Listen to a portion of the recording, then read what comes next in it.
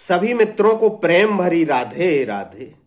श्री कृष्ण जन्मे या प्रकट हुए, श्री कृष्ण मरे या अंतर्ध्यान हुए। भागवत महापुराण में लिखा है कि श्री कृष्ण को जाते हुए ब्रह्मा और शिव ने भी नहीं देखा। जब वे परम धाम को गए, वे ऐसे ही अंतर्ध्यान हो गए जैसे बादलों में बिजली गायब हो जाती। और एक प्रसिद्ध महाकवि हुए नीरज, उन्होंने लिखा है कि श्री कृष्ण जिनके गीता अमृत को पी अमर हो गया भारत कारण उपाख्यान, वे पलक मूंदते केवल एक निमिष भर में बन गए बधिक के एक क्षुद्र सर का निशान। नीरज कहते हैं कि जिनके गीता अमृत को पीकर अर्जुन का युद्ध कांड अमर हो गया, वे पलक मूंदते एक क्षण में एक शिकारी के तीर का निशान बन गए। ऐसा नीरज कहते हैं। भक्त कहते हैं कि कृष्ण मरे नहीं, अंतर्ध्यान हुए और गोलोक चले गए, सशरीर चले गए और ब्रह्मा और शिव भी नहीं देख पाए। लेकिन जातस्य ही ध्रुवो मृत्यु, जिसका जन्म हुआ है उसकी मृत्यु निश्चित है।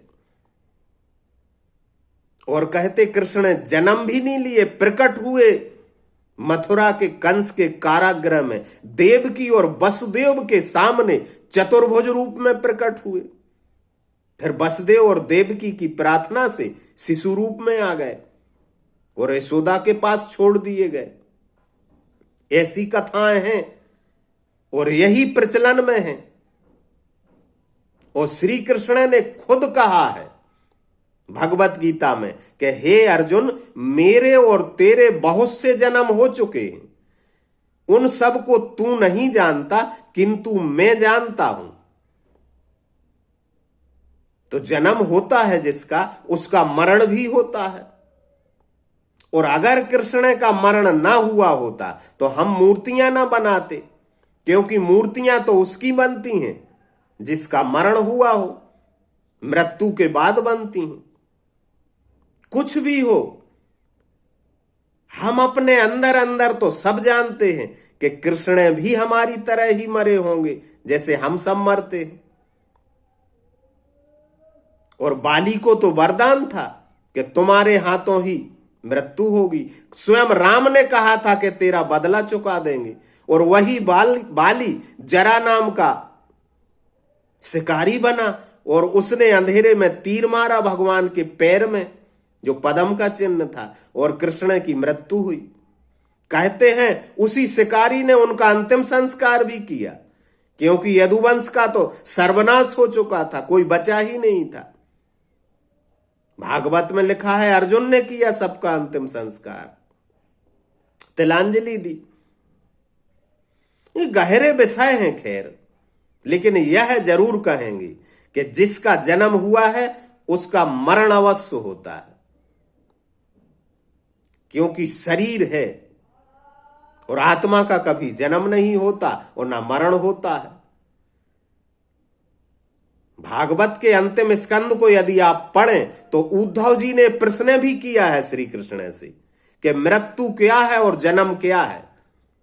उद्धव ने 33 प्रश्न पूछे हैं, तो उद्धव जी ने पूछा है कि हे कृष्ण, मृत्यु क्या है और जन्म क्या है। तो श्री कृष्ण ने इस प्रश्न के उत्तर में कहा है कि किसी कारणवश किसी शरीर का विस्मरण हो जाना मृत्यु है, और किसी वासना के बस किसी शरीर को मैं मान लेना जन्म है। ऐसी परिभाषा की है जन्म की और मृत्यु की।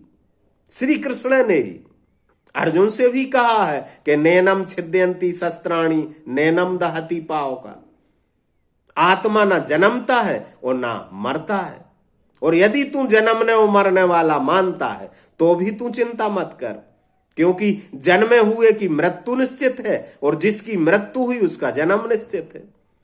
ये बड़ी पहेली है, लेकिन भक्तों को तो कष्ट होता है यह बात सुनने से। इसलिए अलौकिक बनाना पड़ता कृष्ण के जीवन को, कि अंतर ध्यान हो गए और गोलोक चले गए।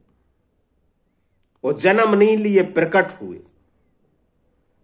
कहानी कुछ और है, लेकिन कृष्ण जैसे महापुरुष करोड़ों करोड़ों वर्ष में कभी जन्म लेते हैं।